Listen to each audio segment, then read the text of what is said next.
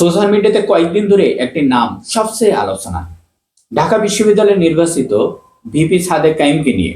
তাকে ঘিরে এমন একটি উত্তেজনা তৈরি হয়েছে, উত্তেজনা টান টান বিরাজ করছে, যে রাজনৈতিক মহল থেকে শুরু করে সর্বস্তর পর্যন্ত সাধারণ শিক্ষার্থীরাও নানা দিক দিয়ে বিশ্লেষণ করেছেন একের পর এক। কারণ সম্প্রতি গুঞ্জন উঠছে যে ঢাকা ৮ আসনের বিএনপি হেভিওয়েট প্রার্থী মির্জা আব্বাসের বিরুদ্ধে জামাত ইসলামের প্রার্থী হিসাবে সাদেক কাইমকে নাকি বিবেচনা করা হচ্ছে।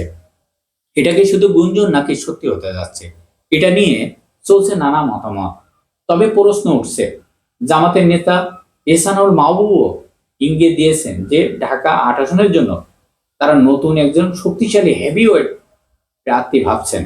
অন্যদিকে দীর্ঘদিন ধরে শরীফ ওসমান হাদিও এই আসনের প্রচার চালিয়ে যাচ্ছেন একের পর এক। তবে ৫ই আগস্টের পর থেকে তিনি সাংস্কৃতিক অঙ্গনে মানুষের সঙ্গে প্রতিনিয়ত যোগাযোগ রেখেছেন। নানা কর্মসূচিতেও তার উপস্থিত ছিল চোখে পড়ার মতন। তবে ঢাকার ৮ আসনটি সাধারণ আসন নয়, এটি রাজধানীর সাংস্কৃতিক ও প্রশাসনিক হৃদয় বলা চলে।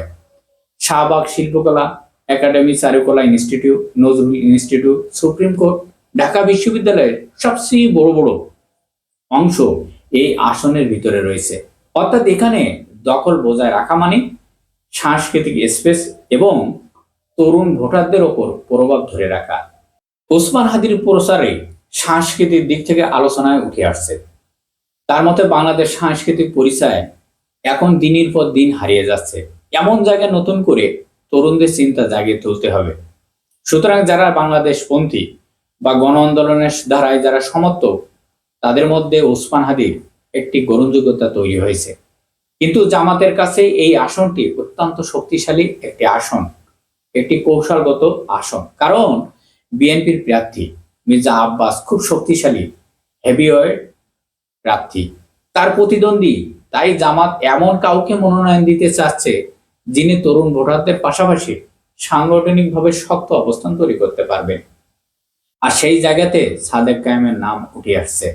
এখন প্রশ্ন হচ্ছে, যদি সাদেক কায়েমের সত্যি প্রার্থী হন, তাহলে কি তাকে ঢাকা বিশ্ববিদ্যালয়ের ভিপি পদ ছাড়তে হবে কি হবে না?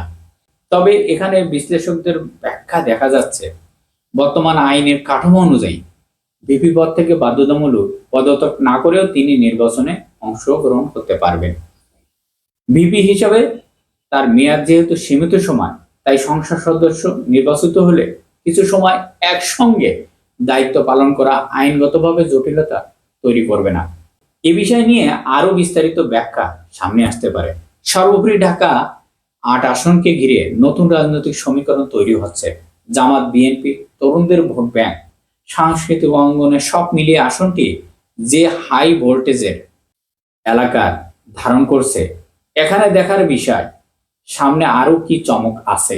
আপনারা কি মনে করেন, সাদেক কায়েম কি সত্যি এই আসনে বড় ভূমিকা রাখতে পারবেন কি পারবেন না, নাকি পুরো বিষয়টি শুধু রাজনৈতিক কৌশল? আপনাদের মতামত জানাতে ভুলবেন না। সবাই ভালো থাকবেন, সুস্থ থাকবেন। আল্লাহ হাফেজ।